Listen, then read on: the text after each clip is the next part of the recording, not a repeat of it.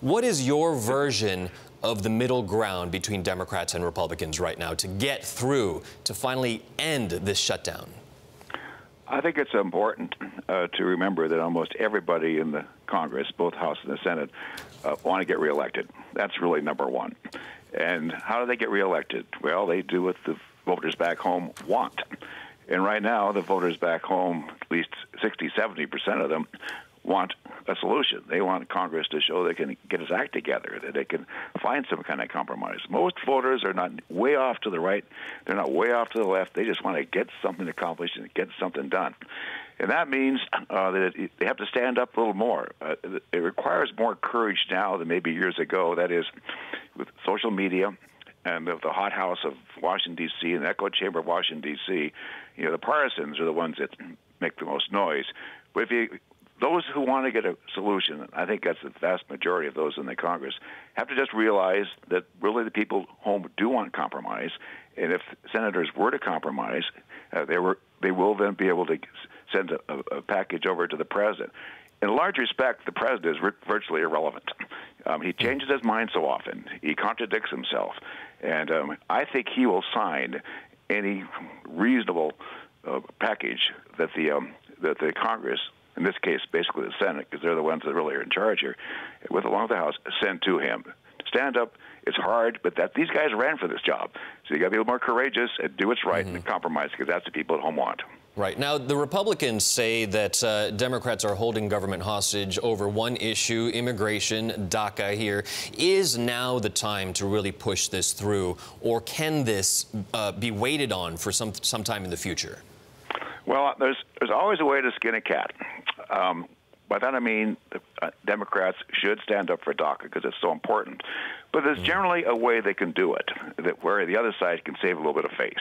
Maybe they can lock in a procedure where DACA is taken up and assured of passage soon, maybe February or March.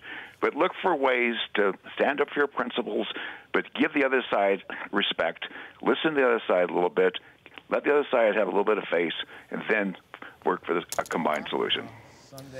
There is concern about Donald Trump saying that he would be okay with the nuclear option in the Senate. Of course, as some people say, the most deliberative body in the world. What are your thoughts on that? Does this specter cause problems, not just now, but in the future? Let's say Democrats retake the Senate. This pendulum could swing back right at them. Yeah, I'm not wild about the so-called nuclear option. I think that the current Senate procedures, which in most cases require 60 votes, encourage compromise. They encourage both parties to work together. Otherwise, the majority has absolute control, as it does in the House. It's the tyranny of the majority, and it's awkward for the majority party sometimes to have to face a 60-vote requirement. But it does help senators work together to get compromises. I would keep the 60-vote requirement. Ambassador Baucus, good morning from Hong Kong. This is David. We're just showing our viewers here, of course, some live pictures coming out of the Senate floor where they are debating as we speak. Do you think we'll get a compromise agreement come out before Monday starts in the United States? Well, I'm not there. I'm not part of the negotiations, but the pressure is very great, of course, mounting almost exponentially. I think there's a good chance they'll get an agreement in the next, if not, first thing in the morning, Monday morning, D.C. time, but later on in the day, I think they'll get it because they have to. Now, the current proposal is to extend the stopgap, assuming, of course, we do get an agreement, is to extend the stopgap funding into the first week of February. Now, I'm watching this from outside the United States, Ambassador Baucus. What's to say we won't be back here having the same conversation this time, say in February, when perhaps again we could be faced with another shutdown? Well, that's the question. There's no guarantee.